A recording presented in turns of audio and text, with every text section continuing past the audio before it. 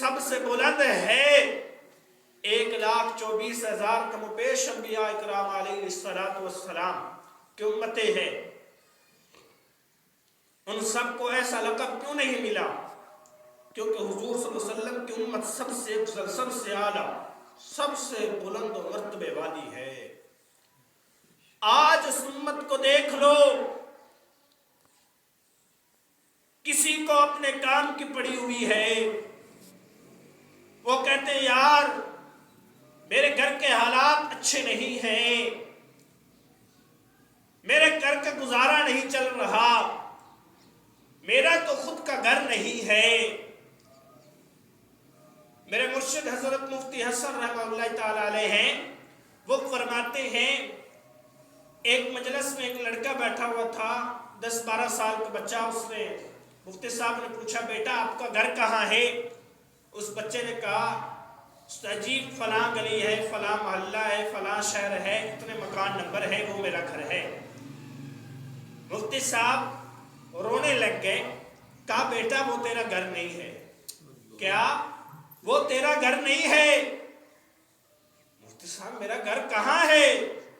تیرا گھر جنت ہے، تیرا گھر جنت ہے، یہ تو عارضی ٹھکانہ ہے، یہ تو سب کچھ یہیں پہ رہ جانا ہے، یہ ساتھ نہیں جانے والا۔ ہم نے اللہ کو منہ کیا دکھانا ہے؟ ہم اللہ کو کہیں گے اللہ ہم وہاں پہ بنگلہ بنا کے آئے تھے،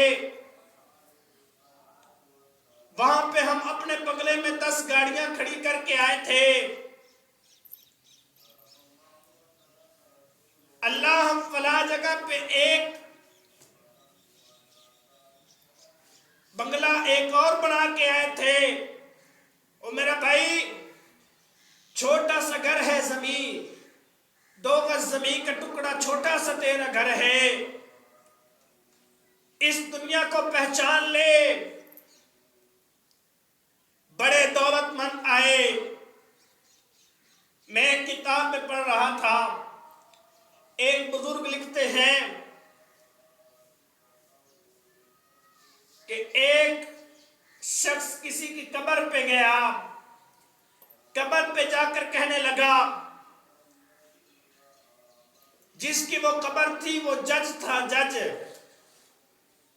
جب اس نے کہا جج صاحب آپ کے پیچھے تو بہت گاڑیاں ہوتی تھی، آگے گاڑیاں ہوتی تھی، پروٹوکول ہوتا تھا، اچھا گھر تھا، اچھا کھان پین تھا، آج اس زمین کے نیچے، کل زمین کے اوپر تھے، آج زمین کے نیچے ہیں۔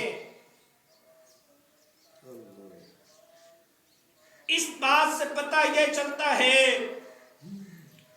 کہ وہ شخص ہمیں سبق دے رہا ہے، اپنی زندگی کو سمجھو، اپنی زندگی کو قیمتی بناؤ، حضور علیہ السلام کے طریقوں پہ لے کر آؤ، حضور صلی اللہ علیہ وسلم کی سنتوں پہ لے کر آؤ، حضور صلی اللہ علیہ وسلم کی باتوں پہ لے کر آؤ۔ جیسے صحابہ کرام اپنی زندگی کو چلاتے تھے ویسے اپنی زندگی کو گزارو۔ آج ہم دنیا میں کیا کر رہے ہیں؟ بھائی جو نبی کے صحابہ تھے، جو نبی کے دلدار تھے، جو نبی کے پیارے تھے، ان کے بھی گھر تھے، ان کی بھی زمینیں تھیں، ان کا بھی کاروبار تھا، صرف اور صرف آخرت کے لیے انہوں نے سب کچھ چھوڑ دیا ہے۔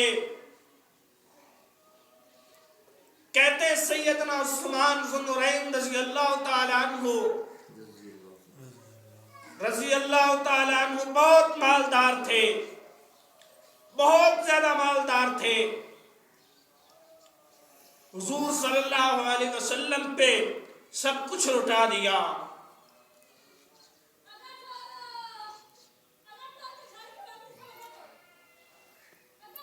حضور صلی اللہ علیہ وسلم کو سب کچھ دے دیا،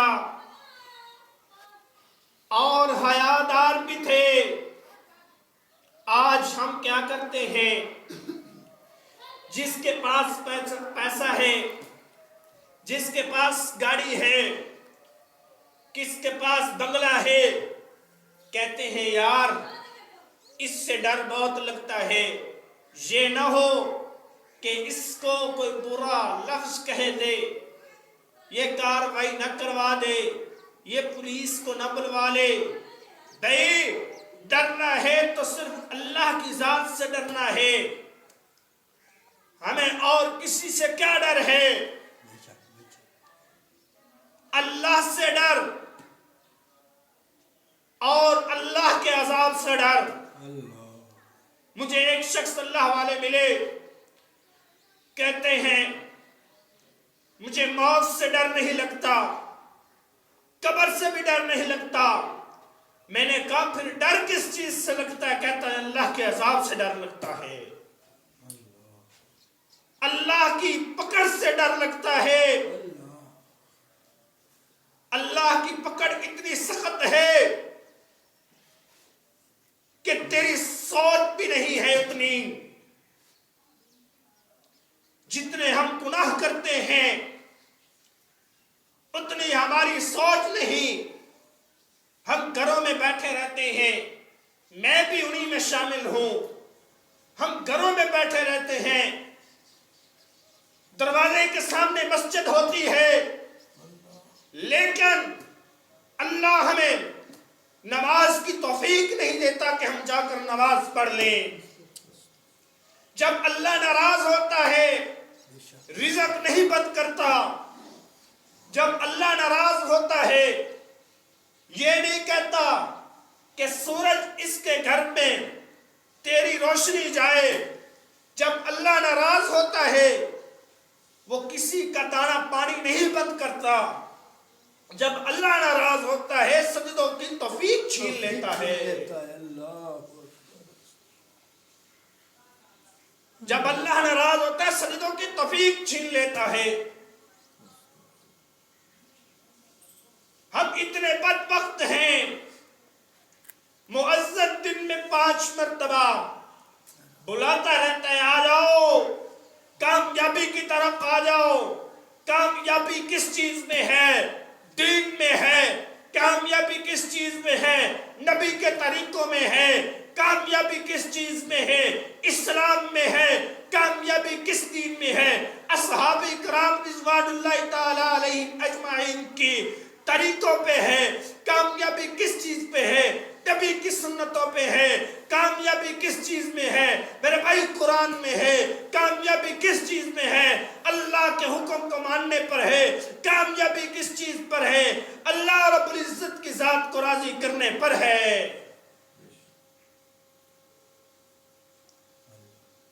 میں دیکھتا ہوں کہ لوگ اذانیں ہوتی ہیں, لوگ اپنی دکانوں میں بیٹھے رہتے ہیں.